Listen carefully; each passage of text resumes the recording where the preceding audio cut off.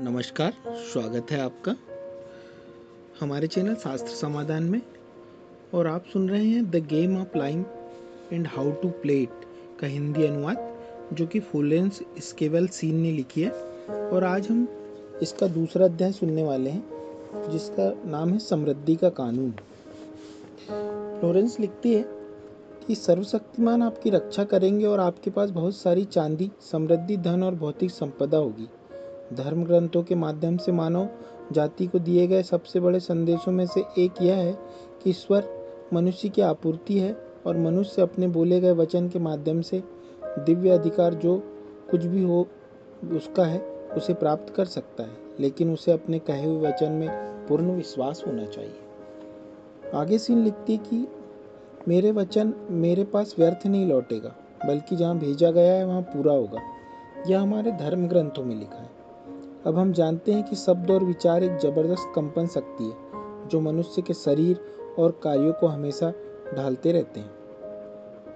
Scene आगे एक महिला के बारे में बताती है। वह बहुत परेशान होकर उनके पास आई थी। उसे 15 तारीख को $3000 का मुकदमा चलने वाला था उस पर, और वो पैसे प्राप्त करने का कोई तरीका जानना चाहती थी और निराश थी। तब सीन ने उसे बताया कि भगवान उसकी आपूर्ति है और हर मांग के लिए आपूर्ति है।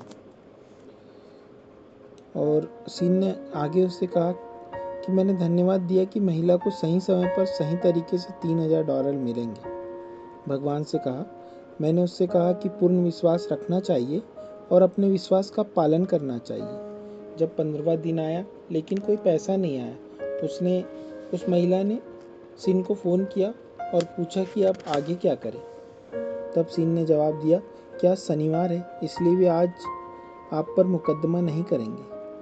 आपका काम अमीर बनना है, जिससे आप पूर्ण विश्वास दिखाए कि आप इसे सोमवार तक प्राप्त कर लेंगे। उसने मुझे अपने साहस को बनाए रखने के लिए उसके साथ दोपहर का भोजन करने के लिए कहा। जब मैं एक रेस्टोरेंट में उसके साथ शामिल हुआ तो मैंने कहा, यह पैसे बचाने का समय नहीं है। एक महंगे लंच का ऑर्डर करें और ऐसा व्यवहार करें जैसे आपको पहले ही $3000 मिल चुके हैं। जो कुछ तुम प्रार्थना में विश्वास करके मांगोगे, वह सब तुमको मिलेगा। आपको ऐसा व्यवहार करना चाहिए जैसा आपको पहले ही मिल चुका है। अगली सुबह उसने मुझे फ़ोन किया और दिन में अपने साथ रहने के लिए कहा। मैंने कहा, नहीं, आप दिव्य रूप से सुरक्षित हैं और भगवान आपको कभी देर नहीं होती। शाम को उसने फिर से फ़ोन किया और बहुत उत्साहित होकर कहा कि मेरी प्यारी, एक चमत्कार हुआ है। मैं आज सुबह अपने कमरे में बैठी थी, तभी दरवाजे की घंटी बजी। मैंने नौकरानी से कहा, किसी को अंदर मत आने दो। हालांकि नौकरानी ने खिड़की से बाहर देखा और कहा, यह लंबी सफ़ेद दाढ़ी वाला आपके चचेरे भाई है। तो मैंने कहा, उसे वापस बुलाओ, मैं उसे देखना चाहूँगी। बस कोने को मोड़ रहा था, तब उसने नौकरानी की आवाज़ सुनी और वो वापस आ गया। हमने लगभग 1 घंटे तक बात की और जैसे ही वह जा रहे थे, उन्होंने कहा कि ओह, वैसे वित्तीय स्थिति कैसी है। मैंने उनसे कहा कि मुझे पैसों की ज़रूरत है, और उन्होंने कहा, क्यों मेरी प्यारी, मैं तुम्हें महीने की पहली तारीख को $3000 दूंगा। मुझे उन्हें यह बताना पसंद नहीं था कि मुझ पर मुकदमा चलाया जाएगा। मैं क्या करूं? मुझे यह महीने की पहली तारीख तक नहीं मिलेगा और मुझे इसे कल लेना होगा। मैंने कहा, मैं इलाज करती हूँ। आगे सीन लिखती है कि मैंने कहा, आत्मा को कभी देर नहीं होती। मैं धन्यवाद देती हूँ कि उसे अदृश्य विमान पर पैसा मिला है और वह यह समय पर प्रकट होता है। अगली सुबह उसके चचेरे भाई ने उसे फ़ोन किया और कहा कि आज सुबह मेरे कार्यालय आओ, मैं तुम्हें पैसे दूंगा। उस दोपहर उसके पास बैंक में उसके खाते में $3000 थे और उसने उसे जल्दी से चेक लिख दिया। आगे सीन लिखती है कि यदि कोई व्यक्ति सफलता मांगता है और असफलता के लिए तैयारी करता है, तो उसे वही स्थिति मिलेगी जिसके लिए उसने तैयारी की है। आगे उदाहरण देते हुए कहती है कि एक आदमी मेरे पास आया और मुझसे यह शब्द बोलने के लिए कहा कि एक निश्चित ऋण समाप्त हो जाएगा। मैंने पाया कि उसने अपना समय योजना बनाने में बिताया कि जब वह अपने बिल का भुगतान नहीं करेगा तो वह उस आदमी से क्या कहेगा जिसे मेरे शब्द बेअसर हो गए। उसे खुद को कर्ज चुकाते हुए देखना चाहिए। हमारे पास बाइबल में इसका अद्भुत उदाहरण है। जो उन 3 राजाओं से संबंधित है जो रेगिस्तान में अपने आदमियों और घोड़ों के लिए पानी के बिना थे। उन्होंने भविष्यवक्ता एलिसा से परामर्श किया, जिसने उन्हें आश्चर्यचकित करने वाला संदेश दिया। यहाँ यो कहता है कि तुम हवा नहीं देखोगे और ना ही बारिश देखोगे, फिर भी इस घाटी को गड्ढों से भर दो। आगे लिखती है सीन कि मनुष्य को उस चीज के लिए तैयार रहना चाहिए जो उसने मांगी है, जब इसका जरा सा भी संकेत दिखाई नहीं दे रहा है।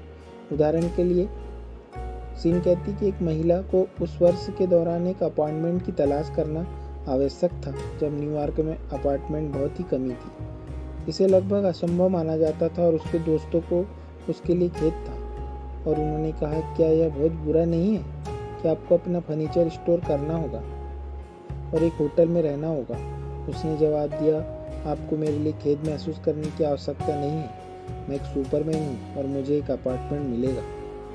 तब उस महिला ने ये शब्द कहे, अनंत आत्मा, सही घर के लिए रास्ता खोलो। वह जानती थी कि हर मांग के लिए आपूर्ति है और वह बिना शर्त थी, आध्यात्मिक स्तर पर काम कर रही थी और भगवान के साथ एक बहुमत है। उसने नए कंबल खरीदने के बारे में सोचा था जब प्रलोभक प्रतिकूल विचार या तर्कशील दिमाग ने सुझाव दिया, कंबल ना खरीदे, शायद आखिरकार आपको एक अपार्टमेंट नहीं मिलेगा और आपको उनका कोई फायदा नहीं होगा। उसने तुरंत जवाब दिया, मैं कंबल खरीदकर अपने गड्ढे खोद लूंगी। इसलिए उसने अपार्टमेंट के लिए तैयारी की, अभिनय किया जैसा उसके पास पहले से ही था। उसे एक चमत्कारी तरीके से अपार्टमेंट मिला और वह उसे दिया गया, हालांकि 200 से अधिक अन्य आवेदक थे। कंबल ने सक्रिय विश्वास दिखाया। यह कहने की आवश्यकता नहीं कि रेगिस्तान में 3 राजाओं द्वारा खोदे गए गड्ढे में पानी भर गया था। सीन आगे लिखती है कि चीज़ों के आध्यात्मिक स्विंग में आना औसत व्यक्ति के लिए कोई आसान बात नहीं। संदेह और भय के प्रतिकूल विचार और चेतन से उत्पन्न होते हैं। वे विदेशियों की सेना है जिन्हें उड़ाया जाना चाहिए। यह बताता है कि अक्सर भोर से पहले सबसे अंधेरा क्यों होता है। एक बड़ा प्रदर्शन आमतौर पर पीड़ा देने वाले विचारों से होता है। सीन आगे कहती है कि उच्च माध्यमिक आध्यात्मिक सत्य का कथन करने के बाद व्यक्ति अवचेतन में पुरानी मान्यताओं को चुनौती देता है और त्रुटि सामने आ जाती है। यह वह समय है जब किसी को बार बार सत्य की पुष्टि करनी चाहिए और खुश होना चाहिए और धन्यवाद देना चाहिए जो उसे पहले ही मिल चुका है। तुम्हारे फ़ोन करने से पहले मैं जवाब दूंगा। इसका मतलब है कि हर इच्छा अच्छा और सही उपहार पहले से ही मनुष्य का है जो उसकी मान्यता की प्रतीक्षा कर रहा है। सीन आगे लिखती कि मनुष्य केवल वही प्राप्त कर सकता है जो वह खुद को प्राप्त करते हुए देखता है। इसका एक उदाहरण देते हुए सीन बताती है कि इज़राइल के बच्चों को बताया गया कि वह सारी भूमि प्राप्त कर सकते हैं जो वे देख सकते हैं। यह बात हर आदमी पर लागू होती है। उसकी अपनी मानसिक दृष्टि में केवल भूमि है। हर महान कार्य, हर बड़ी उपलब्धि दृष्टि को बनाए रखने के माध्यम से अभिव्यक्ति में लाई गई और अक्सर बड़ी उपलब्धि से ठीक पहले स्पष्ट विफलता और हतोत्साहिता आती है। सीन आगे बताती है कि जब इस्राएल के बच्चे प्रतिघात देश में पहुंचे तो वे अंदर जाने से डरते थे क्योंकि उन्होंने कहा कि यह राक्षसों से भरा हुआ था जो उन्हें टिड्डियों की तरह महसूस कराते थे।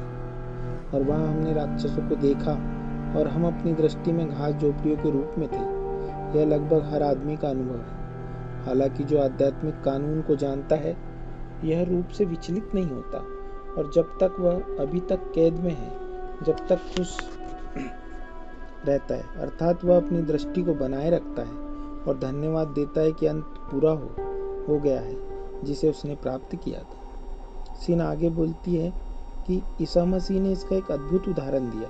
उन्होंने अपने चेलों से कहा, क्या तुम नहीं कहते अभी 4 महीने बाकी है, फिर कटाई आने वाली है। देखो मैं तुमसे कहता हूँ कि अपनी आंखें ऊपर उठाओ और खेतों की ओर देखो क्योंकि वे कटाई के लिए पक चुके हैं। उनकी स्पष्ट दृष्टि ने पदार्थ की दुनिया को छेद दिया और उन्होंने स्पष्ट रूप से चौथी आयामी दुनिया को देखा। चीज़ें जो वास्तव में है दिव्य मन में परिपूर्ण और पूर्ण है।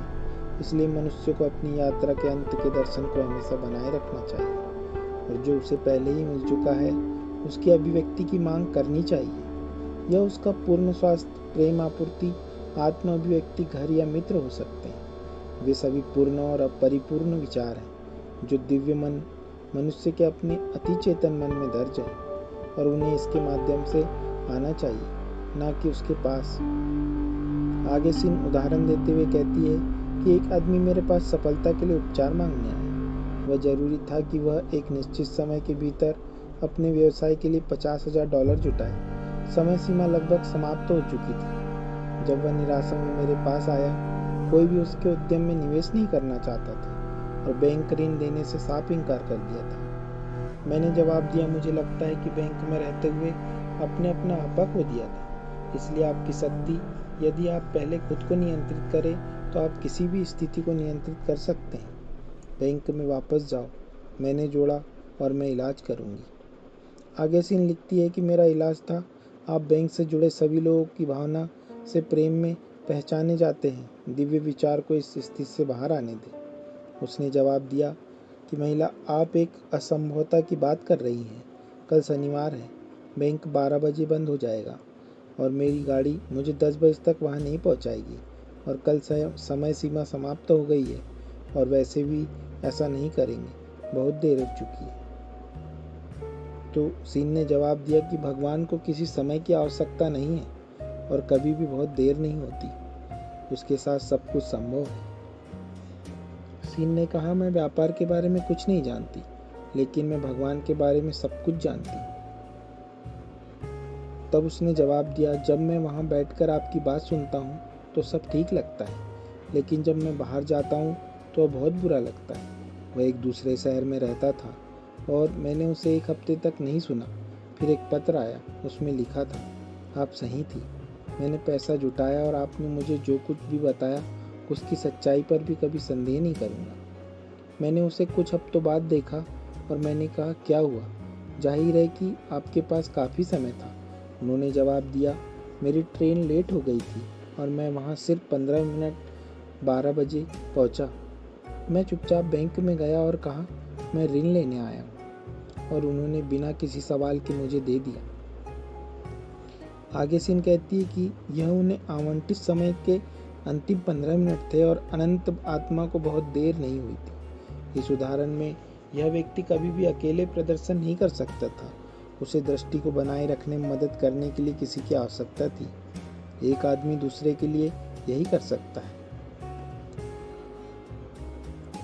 आगे वो कहती है कि ईसा मसीह इस बात की सच्चाई को जानते थे जब उन्होंने कहा कि यदि आप में से 2 लोग पृथ्वी पर किसी भी चीज़ के बारे में सहमत हो जो वे मांगेंगे तो वह मेरे पिता से जो स्वर्ग में है उनके लिए किया जाएगा। व्यक्ति अपने मामलों को बहुत करीब हो जाता है और संदिग्ध और भयभीत हो जाता है। मित्र या उपचारक सफलता, स्वास्थ्य या समृद्धि को स्पष्ट रूप से देखता है और कभी डगमगाता नहीं है, क्योंकि वह स्थिति के करीब नहीं है। स्वयं की तुलना में किसी और के लिए प्रदर्शन करना बहुत आसान है, इसलिए एक व्यक्ति को मदद मांगने में संकोच नहीं करना चाहिए अगर वह खुद डगमगा रहा है। जीवन के एक उत्सुक पर्यवेक्षक ने एक बार कहा था कि कोई भी व्यक्ति असफल नहीं हो सकता अगर कोई एक व्यक्ति उसे सफल देखता है।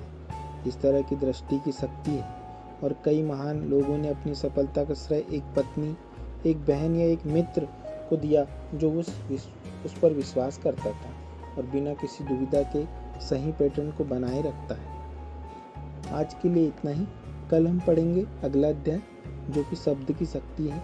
मिस मत करिएगा, क्योंकि जब आप मिस करते हैं किसी भी अध्याय को तो आप पुस्तक को समझ नहीं पाते हैं, क्योंकि जीवन दर्शन की पुस्तक है और इसको समझकर ही आपका जीवन सुचारू रूप से चल सकता है। वीडियो को सुनने के लिए धन्यवाद। फिर मिलते हैं। नमस्कार।